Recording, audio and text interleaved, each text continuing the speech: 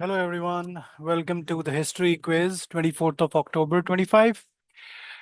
First question. Ziastin rang zist, Ziastin roshni zist, Parmala mi askaf zasne durai. What is this, guys?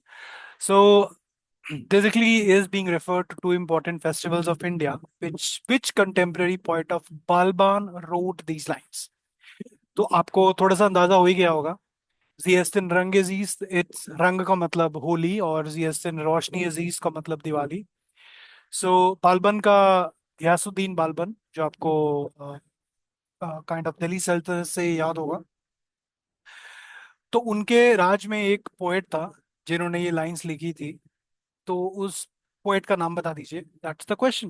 It's a very good question and the answer to this is Amir Khusro. Okay. So poet musician Amir Khusro called Diwali roshni is east. ठीक है. And the language that he used was Pahlavi language. And Holi के लिए उन्होंने दूसरा यूज किया था रंगेज east. So that is what this is about.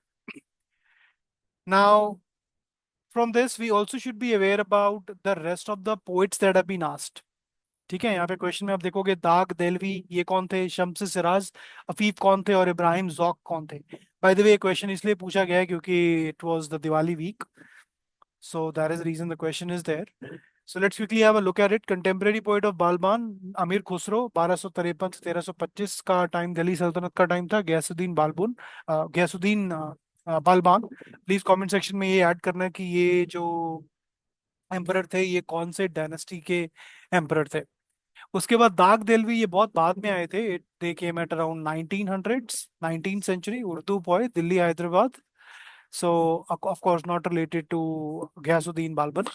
उसके बाद शम्स सिराज अफीफ, ये अराउंड 14th सेंचुरी में थे. तुगलक डेंसिटी के जो राजा थे फिरोज शाह तुगलक, उनके दरबार के अंदर थे. अमीर खुसरो हमने देख ही लिया.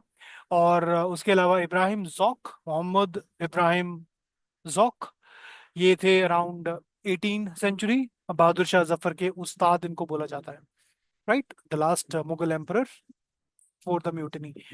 Okay, so that was about this question. Let's move on to the next one.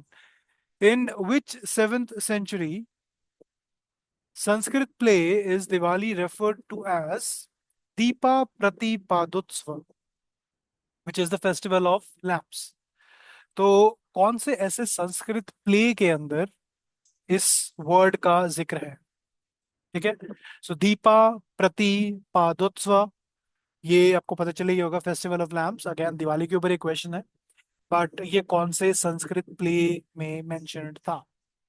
Option है काव्य मीमांसा, उरुभंग, स्वप्न, वासवदत्तम एंड नागानंद.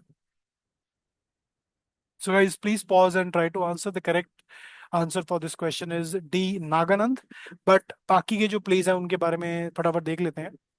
काव्य मीमांसा, it was basically not a play, it's a Sanskrit poetics treatise by Rajashekhara. So it is not fit in the seventh century, of course. Urubhanga अगर आपको आपने महाभारत देखी होगी तो जिसमें भीम जो है वो दुर्योधन की जंगा जो तोड़ देते हैं और जंगा पे मार के वो मृत्यु को प्राप्ति होती है दुर्योधन की.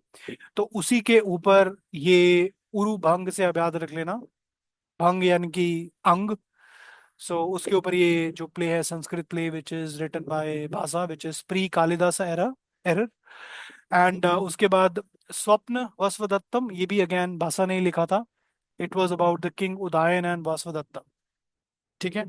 और Nagananda, it's a 7th century Sanskrit play attributed to emperor Harsha. कौन सी डायनेस्टी से बिलोंग करते थे कमेंट करना. It contains references to Deepotsav और दिवाली.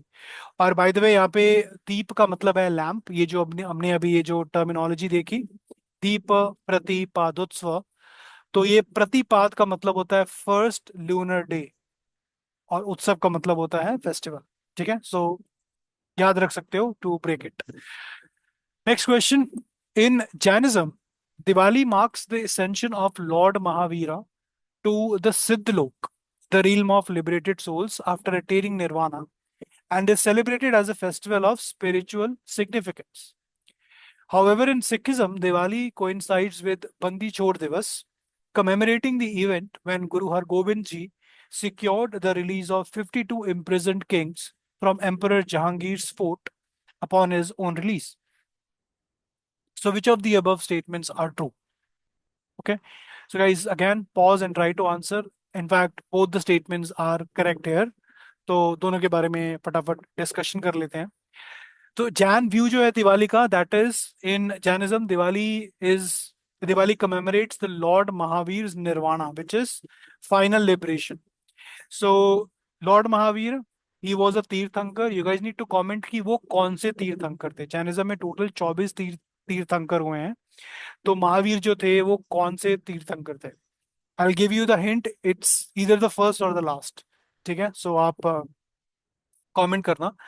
एंड पावापुरी नाम की जगह में इनका फाइनल लिबरेशन हुआ था, after which his soul became a siddha and ascended to Siddhalok. So अगर आपने महापरि निर्वाणा का कॉन्सेप्ट सुना होगा बुद्धिज्म में, सो वैसा ही सिमिलर कॉन्सेप्ट जो है वो जैनिज्म के अंदर है. और जो हुआ था, ये जो प्रोसेस हुआ था, this happened around the Diwali time. तो दिवाली जो है जैनिज्म यानी कि जैन लोगों के लिए इसलिए काफी इंपॉर्टेंट है. वो दिवाली राम जी के अयोध्या वापस आने के कारण से नहीं सेलिब्रेट करते हैं. मतलब that's not the only reason, the other reason is the nirvana of lord Mahavira. Whereas if we talk about Sikhism, तो सिखिज्म में जो गुरु हरगोबिंद सिंह जी थे, they were in the prison along with 52 other princes और kings. तो दिवाली की रात वाले दिन जहांगीर की वो जो जेल थी 1619 में, गुरु हरगोबिंद सिंह जी ने वहां से अपने साथ इन 52 राजाओं को आजाद करवाया था. उनका जो चोला उन्होंने पहना हुआ था, उन चोलों उस चोले के ऊपर, यानी कि जो आप कमर के पीछे जो बड़ा कपड़ा बांधते हैं, उस चोले में अलग अलग 52 नॉट्स थी, ऐसा कहा जाता है. And then Guruji liberated all those 52 prisoners along with him, and that is the reason it's called the Bandi Chor Divas. ठीक है, सो ये सिखिज्म में बहुत ही इंपॉर्टेंट डे की तरह सेलिब्रेट किया जाता है, बंदी छोड़ दिवस. And it coincides with Diwali. So Diwali already existed at that time, but this all the more became one more reason for Sikh people to celebrate the day. ठीक है. Let's move on to the next question. Which of the following festivals are recognized as UNESCO Intangible Cultural Heritage? So यहाँ पे 4 festivals या त्योहारों के नाम दिए हुए हैं, which is नवरोज, छठ पूजा, दुर्गा पूजा और दिवाली. इनमें से कौन से फेस्टिवल जो है वो यूनेस्को इंटेंजिबल कल्चरल हेरिटेज का पार्ट है? So take 20 to 30 seconds, guys. Pause the video and try to answer. Now let's just try to think logically. Have you ever heard of Diwali being actually a part of the UNESCO Intangible Cultural Heritage? Or for that matter, Chhat Puja.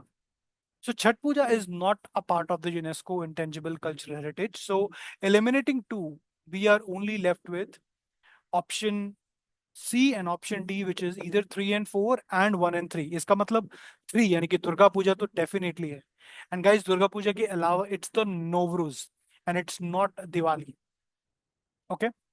So that's the answer. D is the correct answer. So it's option 1 and 3, which is Nowruz and Durga Puja. So yaad rakhna, Diwali is not UNESCO Intangible Cultural Heritage. And a few other important UNESCO Intangible Cultural Heritage are Garba of Gujarat, जो 2023 में representative list में था. कुंभ मेला, योग, Vedic chanting, Ramlila, Kutti Attam. These are some of the other intangible cultural heritage recognitions from India. Now, guys, the last question. Which new world records were set at this year's Deepotsav in Ayodhya? मतलब मैं इस year यानी कि अभी जो पीछे दिवाली गई है उसमें एक रिकॉर्ड बना है. सो वो रिकॉर्ड क्या है अयोध्या में, वो जो रिकॉर्ड बना है? So first one is the largest rangoli made by hand, हाथों से बनाई हुई largest rangoli. Most number of people performing Aarti simultaneously, सबसे ज्यादा लोगों की मास गैदरिंग और आरती कलेक्टिवली एक ही समय पे होना. और large display of oil lamps, मतलब कि दिए कितने ज्यादा जलाए गए उसका एक रिकॉर्ड बना है. So you guys need to think over it and answer. So the correct answer is in the next slide, and it is actually 2 and 3. It's not about Rangoli, guys, but let's have a look at this. It's very interesting. So two new world records were set at this year's Deepotsav in Ayodhya. 26 lakh, तकरीबन सवा 26 lakh diyas were lit at the same place. Approximately 2,128 people performed arti together for the grand celebration in the temple town. This is as per the Uttar Pradesh government. Now, representatives from the Guinness World Records made the announcement after verifying the count of the diyas using drones. It's again being claimed by the government. And UP Tourism and Cultural Minister Javeer Singh and Principal Secretary Amrit Abhijit presented the Guinness certificate to Chief Minister Yogi Adityanath. So the first Guinness Award was given for the largest display of oil lamps, which is these many oil lamps, takriban 26 lakh. And of course, 2,000 people paid the Aarti. It was the Saryu Aarti at the Saryu Tat Samiti in Ayodhya jointly achieving this feat. So guys, that was about the history and the culture part for today. So thank you so much for joining.